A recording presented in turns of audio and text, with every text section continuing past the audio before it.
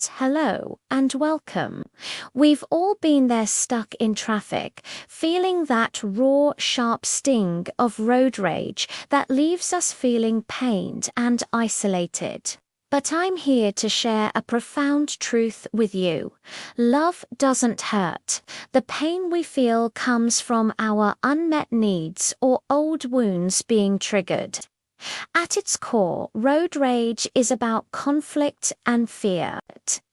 Today, we're going to learn how to completely dissolve that anger with a method rooted in love and kindness, because intimacy and connection are the ultimate healers. So, what's really happening when someone drives recklessly or yells at you on the road?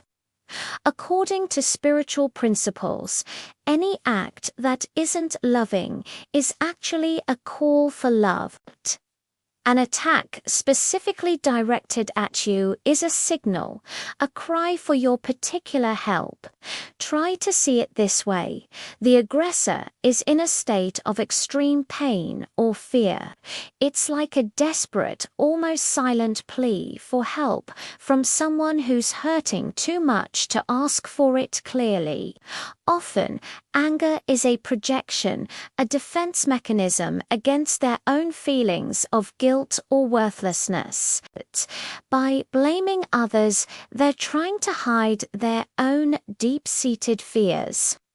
Once you understand that the attacker is simply asking for love and help, you can choose to offer support instead of getting defensive or fighting back. This shift in perspective can actually win you an ally. Now, let's talk about letting go of judgment. When that surge of anger rises, it's usually because you feel you rewrite and the other person is wrong. Anger is an attempt to control the situation by making someone else feel guilty. To overcome road rage, you have to stop complaining. Every complaint is an admission that you feel powerless to change your circumstances. So, make a decision right now. You can be right or you can be happy, but you can't be both.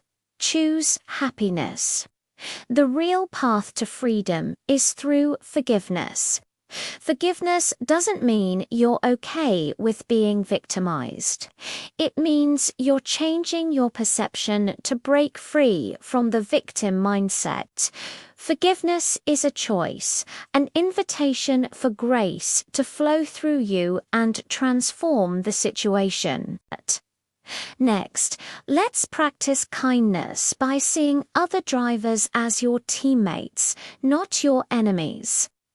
When you realize that their success is your success, you shift from a mindset of confrontation to one of cooperation. If someone acts aggressively towards you, the most powerful response isn't to defend yourself, but to approach the attacker with love and support. This offering must be given freely and completely, with no expectation of getting anything in return. And this is where blessings come in. A blessing is the antidote to sacrifice. It's the act of sending your best energy and highest thoughts to another person or situation. Your blessing has the power to heal your own aggressive thoughts and fears. Let's move on to inner awareness and flow. When negative emotions like fear, anger, or frustration hit you, it's a sign that you're resisting some feelings you've buried deep down.